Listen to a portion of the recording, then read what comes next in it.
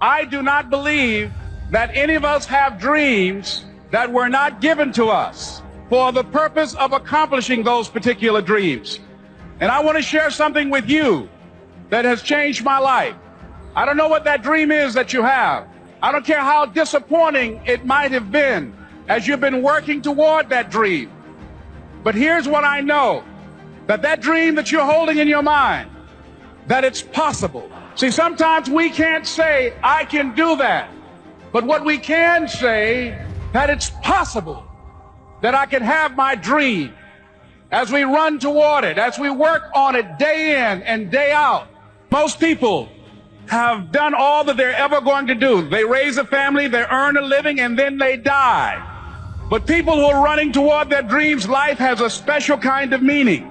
And here's what I will share with you, that in the process of working on your dreams, you are going to incur a lot of disappointment, a lot of failure, a lot of pain, a lot of setbacks, a lot of defeats. But in the process of doing that, you will discover some things about yourself that you don't know right now. What you will realize is that you have greatness within you. What you'll realize is that you're more powerful than you can ever begin to imagine.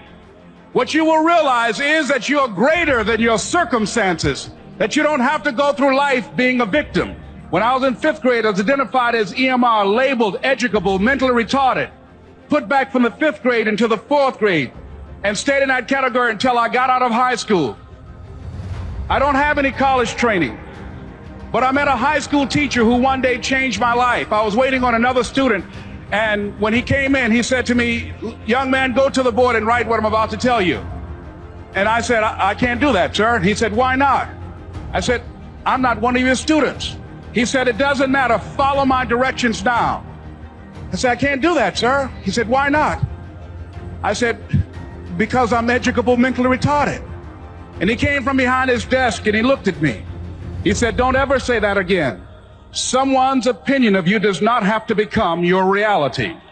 And that man, Mr. Leroy Washington, did something for me. He started planting seeds in my mind that enabled me to begin to dream, as Dexter has been doing for you. And ladies and gentlemen, I started working on my dream. And most people don't work on their dreams. Why? For many years I didn't. One is because of fear. The fear of failure. What if things don't work out? And the fear of success. What if they do and I can't handle it? The other thing is that most people, ladies and gentlemen, they get comfortable. They stop growing. They stop working on themselves. They stop stretching. They stop pushing themselves.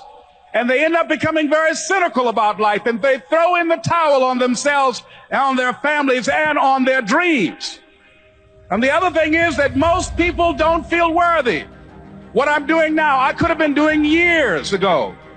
But because I did not have a college education, because I didn't believe in myself, because I allowed other people's opinion of me to control my destiny, I didn't act on my ideas. So I applaud you for your dreaming, for your running toward your dream. I applaud you for believing in yourself, because that's what life is about. Stretching and challenging, looking for ways that you can begin to improve yourself.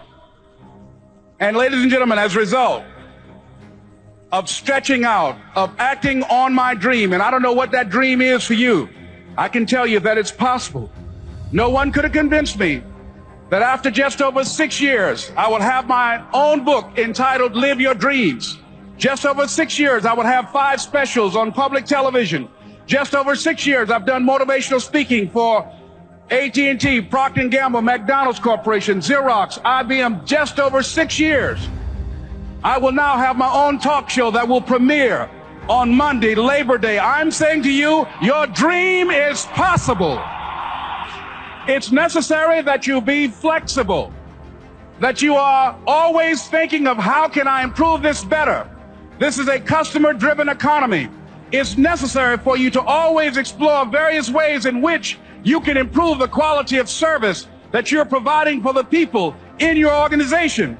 I remember something, a major company had talked about the extra value service they were providing for their customers. And the lady who had the news conference summarized it this way.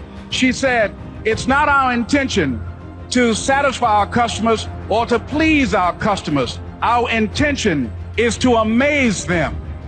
It's necessary, if you're going to compete today, that you look for ways to amaze your customers by being one of those individuals that keep your commitments, that keep your word, that's relentless. It's necessary as you work with the people that you bring into your organization, that they see that you are a good example of a person to work with, because you model integrity and determination and ambition and truth and honesty and the way in which you conduct business. The next step is, that is you. That is you. That no one can do it for you but you. And even though you face disappointments, even though you will experience some setbacks, it goes with the territory. You must understand that.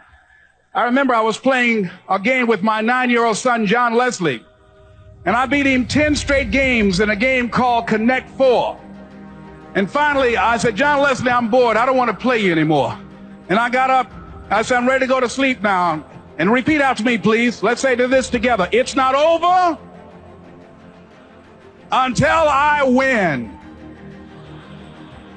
John Leslie said, no, you can't go now, Dad. I said, why? He said, it's not over until I win. That was his attitude. We sat down and we played several other games. And finally, after the 11th game, John Leslie won, and he got up and he yawned. And he said, I'm ready to go to sleep now. And I'm saying to you, what if all of us took that attitude after we face a rejection and a no, or we have a meeting and no one shows up, or somebody say, you can count on me, and they don't come through? What if we have that kind of attitude? The car's repossessed. Nobody believes in you. You've lost again and again and again. The lights are cut off, but you're still looking at your dream, reviewing it every day, and say to yourself, it's not over until I win.